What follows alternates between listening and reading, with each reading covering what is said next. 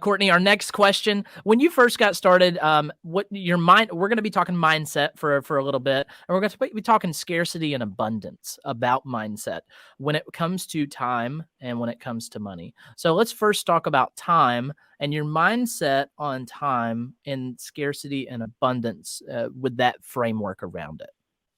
I grew up between the South, some religious context, and the nonprofit world. I think I grew up in the sense of it takes a team. Mm-hmm. It takes a village. I don't want to say I've never struggled with scarcity because I definitely have. But from very early on, that very second property, I had found some people in bigger pockets, and I was like, "Hey, everyone, come over to my property. Let's talk. Tell me what I'm doing wrong." Like that very first property. I think I had so many people over to that condo to say, "Hey, my brother-in-law showed me how to lay flooring," things like that. So I think from very on, I grasped that I needed other people, Yeah. to be able to help me figure this out. And so I think one of the ways that with scarcity though that it shows up is other people's successes. Mm-hmm. you know and so just because someone, Eric, you doing well, you and your wife winning does not dim my chance of winning in any way. And I think people have to, there's a lot of things that if you get in this business, you have to realize what are those mental blocks you have. Mm-hmm. And over the years, there's been a handful that I've had, and you have to address them, because if you don't, then it's a block that keeps you stuck. Yeah. Yeah, a lot of people are afraid to have an abundance mindset, whether they know it or not, because when you're scarce with your time and your money, usually you're limiting your ability to grow. You're limiting your ability to learn. When you're Mm-hmm. abundant with your time and time, especially like you're abundant with that, you start to think more clearly on, well, my time is worth a lot, and I don't need to waste my time trying to learn all this, and I don't need to be too prideful to ask for help. So I'm going to be abundant with my mindset on time and money, and I'm going to hire someone to show me how to do it, or I'm going to hire someone to do it completely. And by being abundant mindset and not scarce, so when you think scarcely, you think, oh, there's a limited resource, I cannot give too much of it away, I've got to hold on to it because I don't know when it's going to refill, or if it ever will refill. And then, on the other side, thinking abundantly, you're not worried about the pot running out. You're not worried about running out of Mm-hmm. money or running out of time. Your hands are open. You're willing to receive and give help, and money and time and whatever you need to give. So, people often ask me, like, what do you exactly mean by scarcity versus abundance? And I like to think of it as it's a holistic thing. When you're afraid to give something, no matter what it is, you're being scarce. When you are freely open to allowing things to come and go, you're being abundant. Yeah. And that abundant mindset on no matter what you do is going to help you grow, and it's going to help you help other people. And it's just going to help you solve problems, and it's going to help you to live a better life by helping other people live better lives. Mm-hmm. Look, Yeah. I see it all too often.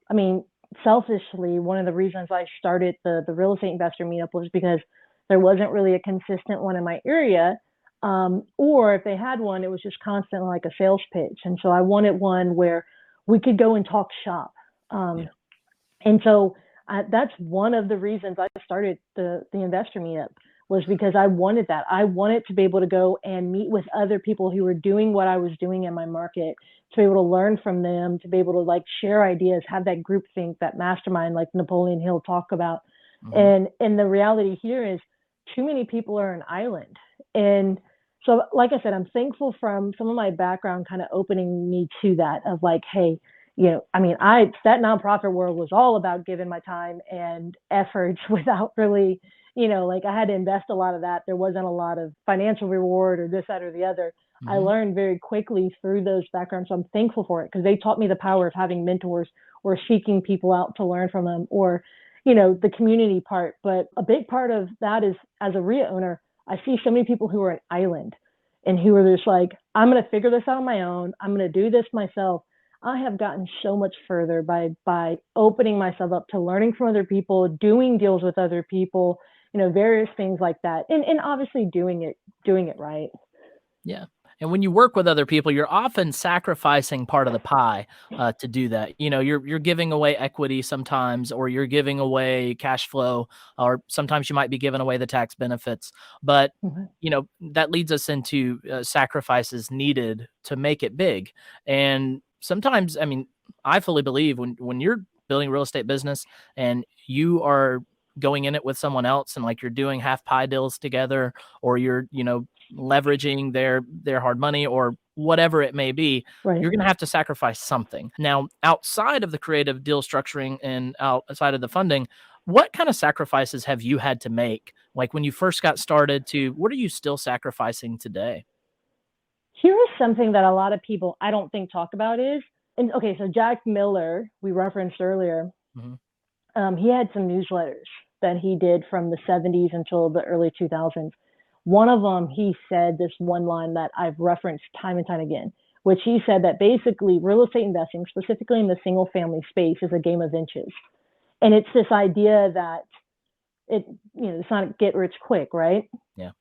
And so one of my biggest things, I started off flipping and wholesaling, and I did a lot of volume in that. But then ultimately I got to this point where I was like, I was earning a salary. So the big shift I made was to, okay, I wanted to start building wealth. Yeah. An issue I did was I went from the flipping and wholesaling, which is all active income, think salary, and rentals, which are passive, it's like retirement money. I went, full swing from one to the other. Yeah. And so one of the things I did early on, especially with my rental portfolios, is I have not taken from the cash flow.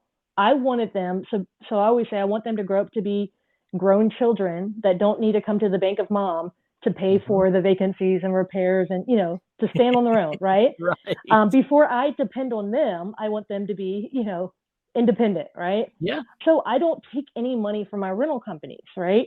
And so it's like one of those things where it's like, it's very difficult for some people because they're like, oh, let me just quit my job and do this full time. Well, I did that. And so what have I had to do? I've had to flip or wholesale here and there to get active income because I'm not pulling from my rental portfolios. I didn't start buying rentals till 2019. Yeah. And so it's one of those things where I was like, all right. And I still don't feel like I'm ready to like start pulling from them. And so it's one of those things where people don't realize is that there's a financial sacrifice where it's like, someone's like, man, you must be making a ton of money. It's that idea of that broke millionaire. I'm like, I keep my salary low. Like I've kept my living expenses very low. But here's the thing is there is that snowball compound effect, not only of the money, not only of the values of the properties, all those things, but also my efforts, right? And then boom, overnight I looked and I was like, man, these portfolios have grown. There is a level that most people don't sacrifice, number one, the today money of like your salary, like what are you paying yourself? And I think that's one of the biggest things I had to figure out. Man, I hustled on the side, I'd buy a furnished house from a seller, sell on Facebook Marketplace and whatnot.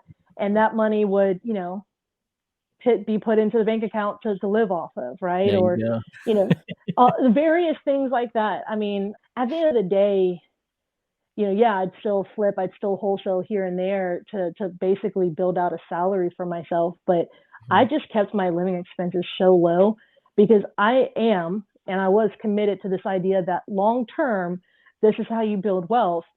I think what most of the time is not talked about is that in the interim, it's going to take some sacrifice of, hey, I can't always go on the vacations like everyone else. I can't always, do this, do that, maybe have the older vehicle, maybe, go thrifting for stuff rather than brand new at the store or whatever. And I think that's what a lot of people, they struggle to see, that it's not just this is a magic pill that's going to solve everything in your life, is that this is a two-way street. In order for real estate to give to you, you have to give to it. Yeah.